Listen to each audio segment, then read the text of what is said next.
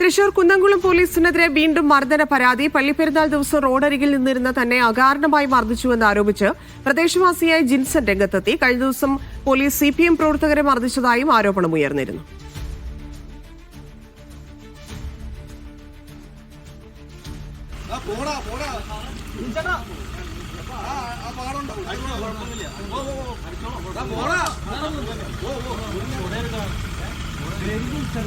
October 25-ന് പെരുന്നാൾ ദിവസം റോഡരികിൽ നിന്നിരുന്ന തന്നെയും സുഹൃത്തുക്കളെയും SI വൈശാഖിന്റെ നേതൃത്വത്തിൽ അകാരണമായി മർദ്ദിച്ചുവെന്നാണ് പരാതി.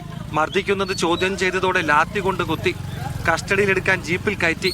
നാട്ടുകാർ ചുറ്റും കൂടി പോലീസിനെ ചോദ്യം ചെയ്തപ്പോൾ ജീപ്പിൽ നിന്ന് ഇറക്കി വിടുകയായിരുന്നുവെന്ന് ജിൻസൺ പറയുന്നു. ഇതിന്റെ ഭാഗമായിട്ട് എനിക്ക് കുറെ പരിക്കുകളൊക്കെ പറ്റിയിരുന്നു. അപ്പൊ എനിക്കിവിടെ ഷോൾഡർ കൊണ്ട് ഇങ്ങനെ തട്ടിയ പാടും, വടി കൊണ്ട് ലാത്തി കൊണ്ട് തട്ടിയതും, പിന്നെ പിടിച്ച് വലിക്കുമ്പോ മാന്തിയ പാടൊക്കെ ഉണ്ടായിരുന്നു.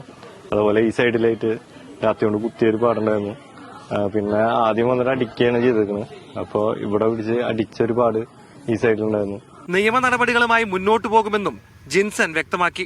കുന്നംകുളം പോലീസിനെതിരെ ഇന്നലെ CPM കുന്നംകുളം ഏരിയ കമ്മിറ്റിയും പരസ്യമായി രംഗത്തെത്തിയിരുന്നു. ബ്രാഞ്ച് സെക്രട്ടറി ഉൾപ്പെടെ 6 പേരെ പോലീസ് അകാരണമായി മർദ്ദിച്ചുവെന്നാണ് ആരോപണം. ഇക്കാര്യത്തിൽ പോലീസിനെതിരെ പ്രത്യക്ഷ പ്രതിഷേധത്തിനൊരുങ്ങുകയാണ് CPM. മീഡിയ 1 തൃശൂർ.